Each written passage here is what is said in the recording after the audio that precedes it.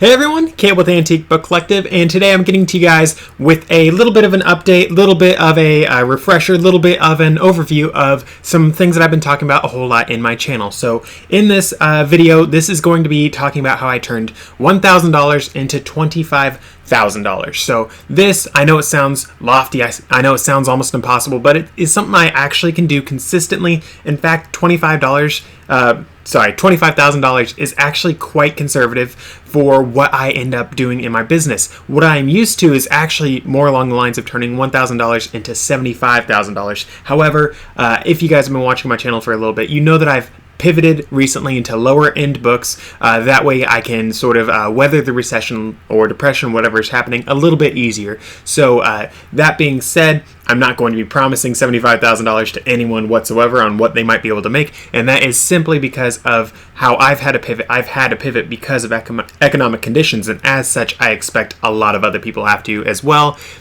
That being said, though, I do see $25,000 as something that's very easy to achieve. That sort of thing. So with that said, how did I do this? So guys, I am an antique bookseller, as you can probably put together off of my channel name, Antique Book Collective. I do antique books, and collective is the collective part, all of us subscribers, all that sort of stuff. We sort of get to work together and make sure that we can all do as good as we can. So with that said though, how do I turn 1,000 into 25,000? Again guys, that is just that's just revenue for $25,000. I actually end up with just $25 sales per book. That ends up profiting me about $17.50. So that's turning $1,000 into $17,500. And then that is, I got to take away taxes, all that sort of stuff. But just for the sake of simplicity, I'm just going to say $25,000 for this video because we don't want to really get into the weeds of this in this video just yet. If you guys want to get into the weeds of the numbers, that's going to be later on in this playlist. Be sure to check out the whole playlist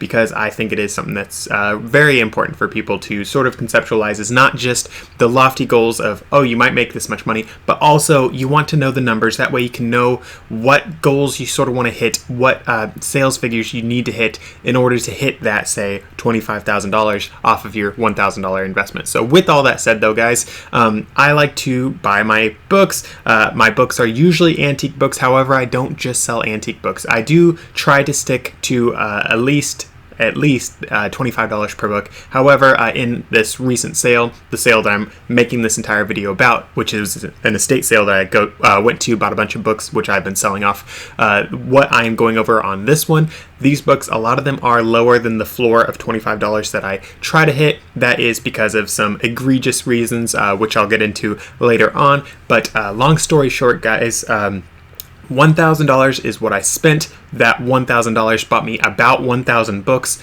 and my average sale price per listing on eBay as of the time of recording is $25, and that's of the past few months. And prior to that, as I already mentioned, it used to be about an average of $75 per book, which is very good.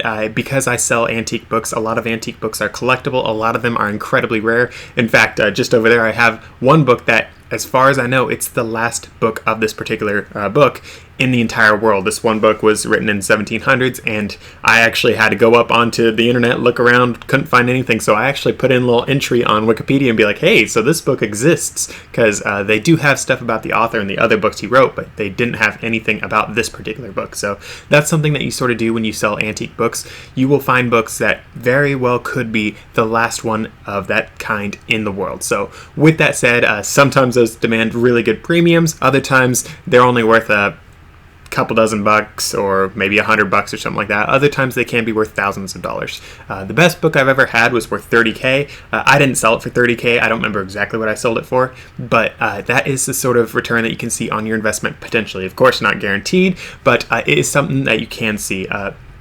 Something that I have seen personally from my own experience and the people I've chatted with is when you live in, say, Europe, you're going to find a whole lot more old books than you are going to if you live where I live. Where I live is in Oregon, and Oregon, it hasn't really been inhabited by book reading peoples for a very long time.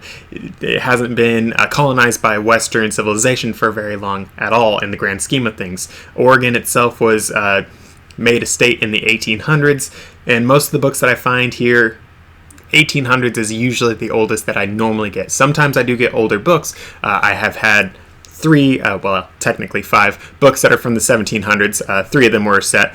So, yeah. Sorry.